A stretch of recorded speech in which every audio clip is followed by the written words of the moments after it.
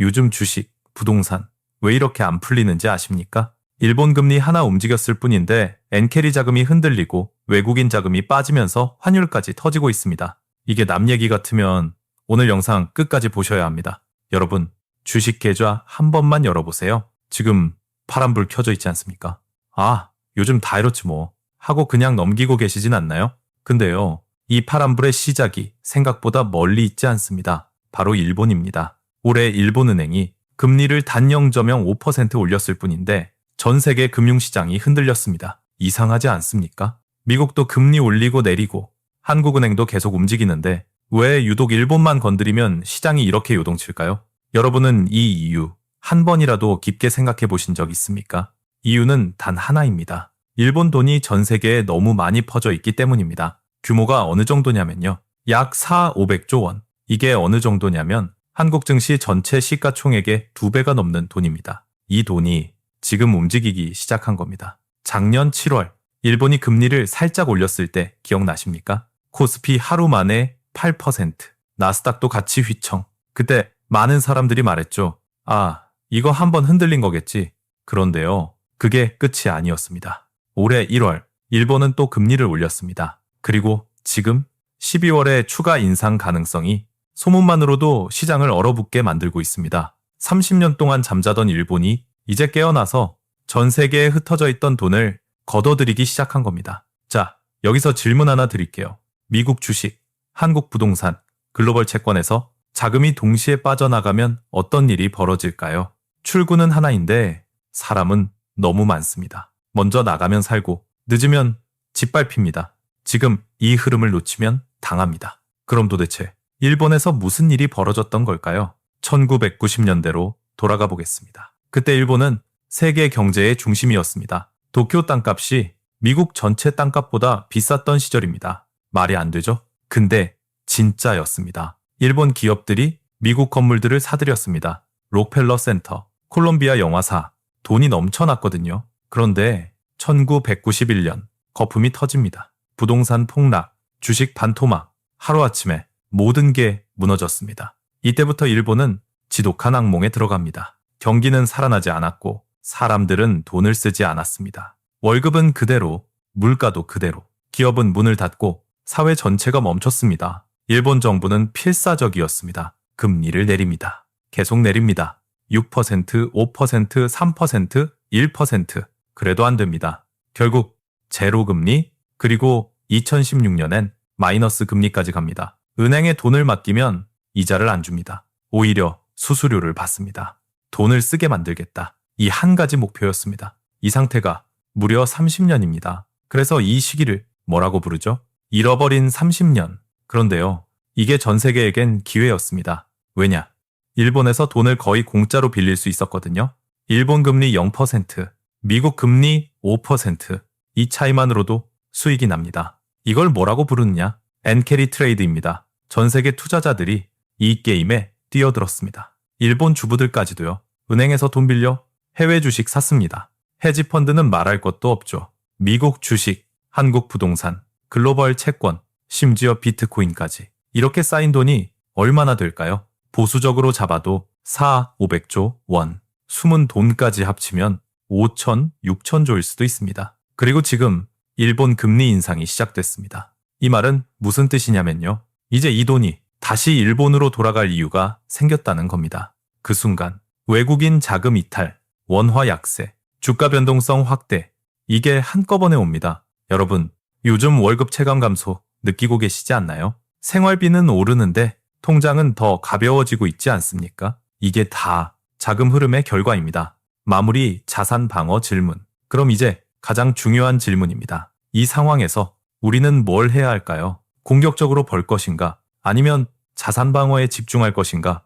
이 선택이 앞으로 몇 년을 완전히 갈라놓을 겁니다. 다음 이야기에서 지금 이 흐름 속에서 개인이 살아남는 전략 차분하게 하나씩 공개하겠습니다. 지금 여러분은 준비하고 계십니까? 자, 이제 숫자로 한번 생각해 보겠습니다. 1억 원을 넣으면 1년에 500만 원을 준다. 여러분이라면 어떻게 하시겠습니까? 가만히 있을 분 거의 없겠죠? 그럼 더 쉬운 방법이 있습니다. 일본은행에서 1억 원을 빌립니다. 이자가 얼마냐고요? 1년에 10만 원입니다. 그 돈을 미국 은행이나 미국 자산에 넣으면 500만 원을 받습니다. 계산 한번 해볼까요? 이자 비용 10만 원, 이자 수익 500만 원, 남는 돈 490만 원. 이게 바로 엔캐리 트레이드입니다. 일본에서 싸게 빌려서 미국에서 비싸게 굴리는 구조. 말 그대로 앉아서 돈 버는 게임이었어요. 여러분, 이 정도 구조라면 안 할 이유가 있었을까요? 이게 이론이 아니라 현실에서 30년 동안 작동했습니다. 일본 금리는 바닥, 미국 금리는 상대적으로 높았거든요. 그 차이가 매년 돈을 만들어냈습니다. 예를 하나 들어볼게요. 50대 직장인 김대리가 있습니다. 김대리는 2020년에 일본 증권사에서 5억 원을 빌렸습니다. 이자는 1년에 약 100만 원. 그 돈으로 미국 주식을 샀어요. 테슬라, 애플, 엔비디아.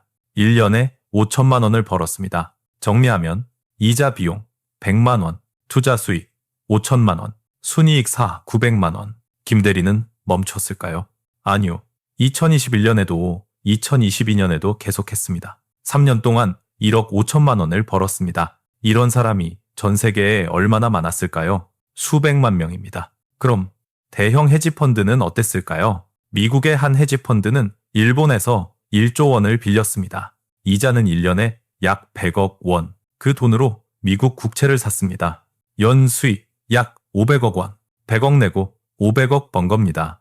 이 구조가 20년 넘게 굴러갔습니다. 그런데 여기엔 치명적인 조건이 하나 있었습니다. 바로 환율입니다. 빌릴 때와 갚을 때 환율이 달라지면 상황이 완전히 바뀝니다. 예를 들어볼게요. 김대리가 돈을 빌릴 때 환율이 1달러 100엔이었습니다. 5억 원을 빌리려면 500만 엔이 필요했어요. 그런데 갚을 때 환율이 1달러 150엔으로 바뀌었습니다.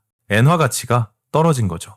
그럼 어떻게 될까요? 같은 5억 원을 갚으려면 7억 5천만 원이 필요합니다. 환율 손해 2억 5천만 원. 투자로 번 돈보다 환율 손실이 더 클 수도 있는 겁니다. 그래서 투자자들은 한 가지를 간절히 바랐어요. 엔화는 계속 약세여야 한다.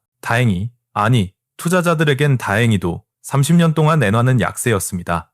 일본 경제가 안 좋았고 금리는 낮았고 통화 가치는 계속 떨어졌습니다. 그래서 투자자들은 두 번 돈을 벌었습니다. 첫째, 금리 차이. 둘째, 환율 차이. 이보다 완벽한 구조가 있었을까요? 그래서 돈이 눈덩이처럼 불어났습니다. 2000년대 초반 몇백조 수준이던 자금이 2020년대 들어 수천조로 커졌습니다. 분석에 따르면 미국 증시 시가총액의 약 10%가 엔캐리 자금이라는 말도 있습니다. 한국 부동산에도 깊숙이 들어와 있었죠. 모두가 행복했습니다. 여러분, 이런 구조가 영원히 갈 수 있었을까요? 파티가 끝날 조짐은 작년 7월에 나타났습니다. 일본은행이 금리를 올렸습니다. 0.1%, 0.25%, 고작 0.15%포인트입니다. 별것 아닌 것처럼 보이죠? 그런데 시장은 폭발했습니다. 전 세계 증시에서 하루 만에 수천조 원이 사라졌습니다. 왜일까요?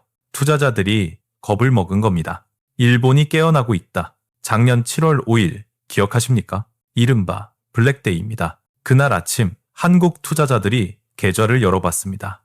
빨간불 천지, 코스피 8.77% 하루입니다. 일본 니케이 12.4%, 1987년 블랙먼데이 이후 최대 낙폭이었습니다. 미국은요?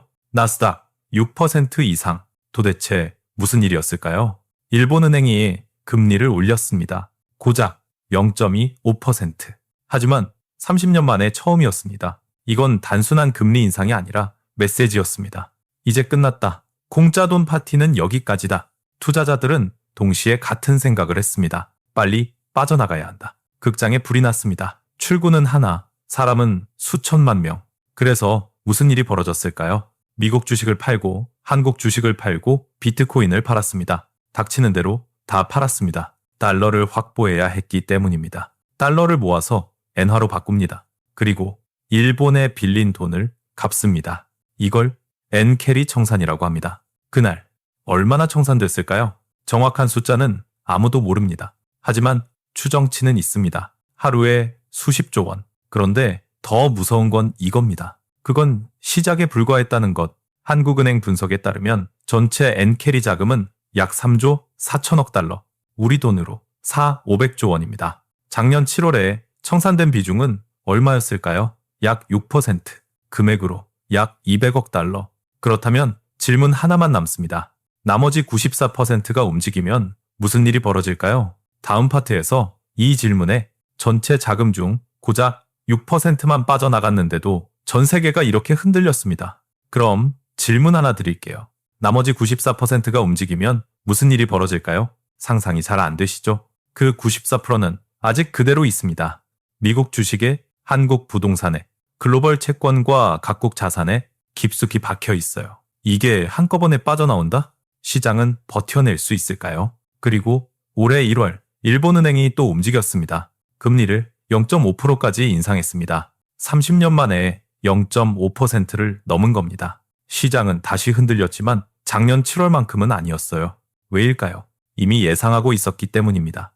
문제는 앞으로입니다. 일본은행 관계자들이 계속 같은 말을 합니다. 우리는 금리를 계속 올릴 것이다. 시장은 내년 말까지 1%를 봅니다. 지금 0.5%니까 2배입니다. 일본 금리가 1%가 되는 게 언제 이후 처음일까요? 1995년 이후 무려 30년 만입니다. 자, 그럼 엔캐리 트레이드는 어떻게 될까요? 이익이 확 줄어듭니다. 지금까지는 일본에서 0%로 빌리고 미국에서 5% 벌었습니다. 차이 5%.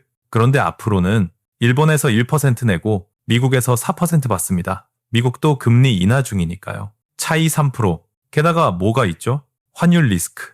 일본 금리가 오르면 엔화 가치가 강세로 갈 가능성이 커집니다. 그럼 빚 갚을 때 손해를 봅니다. 투자자 입장에서 보세요. 수익은 줄고 리스크는 커지고 언제 또 폭락할지 모른다. 계속 하시겠습니까?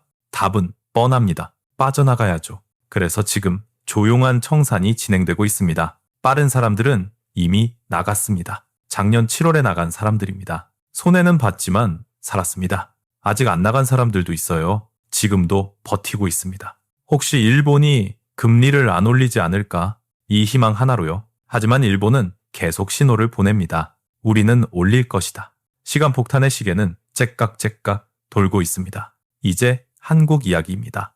일본 금리가 오르는데 한국이랑 무슨 상관이냐고요? 엄청난 상관이 있습니다. 한국은 지금 샌드위치 신세입니다. 한쪽 일본 금리 인상, 다른 한쪽 미국 금리 인하. 그 사이에 한국이 끼어 있습니다. 무슨 일이 벌어질까요? 나쁜 소식, 외국인 자금 이탈. 먼저 나쁜 소식입니다. 외국인 자금이 한국에서 빠져나가고 있습니다. 한국 증시 보세요. 코스피 외국인 비중 30% 이상, 삼성전자 50% 이상이 외국인. 그런데 이 외국인 중 상당수가 엔캐리 자금입니다. 일본에서 싸게 빌려 한국 주식을 산 거죠. 삼성전자, SK하이닉스, 현대차. 이 돈이 지금 빠져나가고 있습니다. 올해 외국인이 한국 증시에서 얼마나 팔았을까요? 수십조 원. 계속 팝니다. 닥치는 대로 팝니다. 달러를 확보해서 일본 빚을 갚아야 하니까요. 그럼 한국 주식은 어떻게 될까요? 떨어집니다. 파는 사람은 많은데 사는 사람은 없으니까요. 실제로 보세요. 미국 나스닥 플러스 10% 이상, 일본 니케이 더 10%, 한국 코스피 제자리. 왜 한국만 이럴까요? 외국인이 계속 팔고 있기 때문입니다. 그리고 더 무서운 건 앞으로입니다. 일본이 금리를 더 올리면 엔캐리 청산 가속, 외국인 매도 증가, 한국 증시 추가 압박. 문제는 주식만이 아닙니다. 부동산도 있습니다. 강남 아파트에 일본 돈이 얼마나 들어와 있는지 아십니까? 정확한 통계는 없지만 업계에서는 수조 원으로 봅니다. 일본 투자자들이 강남 아파트를 사서 임대 놓고 월세 받았습니다. 일본에서 0%로 빌려 강남 아파트 사면 임대 수익만으로도 연 3, 4%가 나왔거든요. 그런데 일본 금리가 1%가 되면요. 수익 3%, 2%, 환율 손해까지 나면 남는 게 없습니다. 그럼 어떻게 할까요? 사례 박 사장의 현실. 50대 자영업자 박 사장 이야기입니다. 박 사장은 2022년에 강남 아파트를 30억에 샀습니다. 대출 20억. 당시 생각 계속 오르겠지? 그런데 지금은 시세 25억, 손실 5억, 대출 여전히 20억, 이자 연 1천만 원 이상. 박 사장은 이자 내느라 버겁습니다. 팔고 싶지만 살 사람이 없습니다. 여기에 일본 투자자들까지 매물로 나오기 시작하면 가격은 더 내려갑니다. 이게 지금 한국의 현실입니다. 그래도 희망은 있다. 좋은 소식도 있습니다. 엔화가 강세로 돌아서면 한국 기업엔 기회가 됩니다. 그동안 엔화 약세 때문에 일본 제품이 너무 쌌거든요. 예를 들어 토요타가 현대차보다 싸게 팔렸던 이유, 엔저. 그런데 엔화가 강세가 되면 일본 제품 가격 상승, 현대차 가격 경쟁력 상승, 조선도 마찬가지입니다. 일본 조선사, 한국 조선사, 반도체도 그렇습니다. 소니, 도시바, 엔화 강세 부담, 삼성전자, SK 하이닉스, 상대적 유리. 한국은 지금 위기이자 기회의 갈림길에 있습니다. 개인은 어떻게 해야 할까? 자, 이제 가장 중요한 질문입니다. 우리는 어떻게 해야 할까요? 손 놓고 당할 겁니까? 아니면 준비하시겠습니까? 지금부터가 정말 중요합니다. 1단계, 빚부터 점검하라. 대출부터 점검하세요. 주식담보대출, 신용대출 있다면 위험합니다. 시장이 흔들릴 때 가장 먼저 터지는 게 레버리지입니다. 사례, 김대리의 하루. 작년 7월 블랙데이 때 이야기입니다. 40대 직장인 김대리, 삼성전자 주식 2억, 대출 5천만 원. 그날 아침 삼성전자가 8% 빠졌습니다. 계좌 2억, 1억, 8, 400만 원. 하루 손실 1, 600만 원. 그런데 진짜 문제는 그 다음이었습니다. 증권사에서 전화가 왔습니다. 담보 비율이 낮아졌습니다. 추가 입금하시거나 일부 매도하셔야 합니다. 김대리는 현금이 없었습니다. 강제 청산. 증권사가 김대리 주식을 마음대로 팔아버렸습니다. 손실은 확정됐습니다. 다음 파트에서는 지금 같은 국면에서 개인이 반드시 지켜야 할 자산 방어 원칙을 구체적으로 말씀드리겠습니다. 이건 정보가 아니라 생존 전략입니다. 자, 여기서 잠깐 멈추고 생각해 봅시다. 작년 7월에 전체 엔캐리 자금 중 고작 6%만 빠져나갔습니다. 그런데도 전 세계 증시가 동시에 흔들렸어요. 코스피가 하루 만에 8% 빠지고 나스닥이 무너지고 일본 증시까지 같이 주저앉았습니다. 그럼 질문 하나만 던져볼게요. 아직 남아있는 94%가 움직이기 시작하면 그땐 어떻게 될까요? 솔직히 상상이 잘 안 되죠. 이 94%는 아직 그대로 살아있습니다. 미국 주식 안에 있고 한국 부동산 안에 있고 글로벌 채권, ETF, 심지어 비상장 자산까지 곳곳에 박혀 있어요. 그런데 올해 1월 일본은행이 다시 한번 신호를 줬습니다. 금리를 0.5%까지 올렸죠. 30년 만에 처음입니다. 시장이 또 출렁이긴 했지만 작년 7월처럼 패닉까지는 아니었습니다. 왜일까요? 이미 마음의 준비를 하고 있었기 때문입니다. 문제는 그 다음입니다. 일본은행 인사들은 계속 같은 말을 합니다. 이건 끝이 아니다. 우리는 계속 정상화할 것이다. 시장에서는 내년이면 1%까지 간다고 봅니다. 일본 금리가 1%라는 건 거의 한 세대 만의 변화입니다. 이제 엔캐리 트레이드를 다시 생각해 봅시다. 예전엔 일본에서 거의 공짜로 돈을 빌려서 미국에서 5%를 벌 수 있었습니다. 그런데 앞으로는 일본에서 1%를 내고 미국에서는 4%도 안 나올 수 있습니다. 차이는 줄어드는데 환율 리스크는 커집니다. 일본 금리가 오르면 엔화는 강세로 갈 가능성이 큽니다. 그 말은 뭐냐면 빚을 갚을 때 더 많은 돈이 필요해진다는 뜻입니다. 수익은 줄고 위험은 커지고 언제 또 한번 크게 흔들릴지 모르는 상황입니다. 여러분이라면 계속 이 게임을 하시겠습니까? 대부분의 투자자들은 이미 답을 내렸습니다. 조용히 빠져나가자. 그래서 지금 무슨 일이 벌어지고 있느냐면 눈에 띄지는 않지만 청산이 천천히 진행되고 있습니다. 작년 7월에 이미 나간 사람들도 있고 아직 버티는 사람들도 있습니다.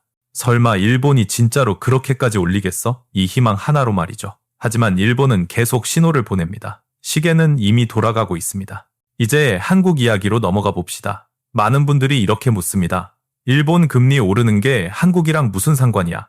솔직히 말하면 엄청난 상관이 있습니다. 한국은 지금 일본과 미국 사이에 끼어 있습니다. 일본은 금리를 올리고 있고 미국은 금리를 내리려는 쪽으로 가고 있습니다. 이 사이에 낀 한국에서 가장 먼저 나타나는 현상이 뭘까요? 바로 외국인 자금 이탈입니다. 코스피에서 외국인 비중이 30%가 넘고 삼성전자는 절반 이상이 외국인입니다.